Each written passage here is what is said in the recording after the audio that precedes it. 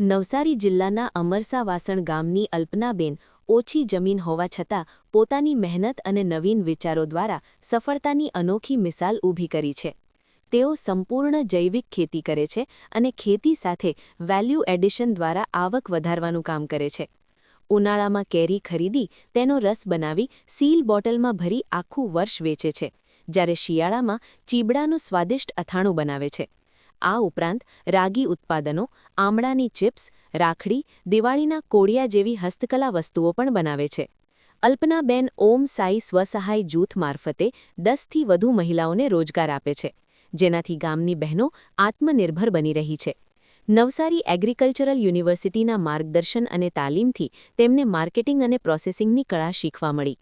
આજે તેઓ કૃષિ મેળા અને હાટમાં પોતાના ઉત્પાદનો વેચીને સારી આવક મેળવી રહ્યા છે અને અન્ય મહિલાઓ માટે પ્રેરણા સ્ત્રોત બની રહ્યા છે.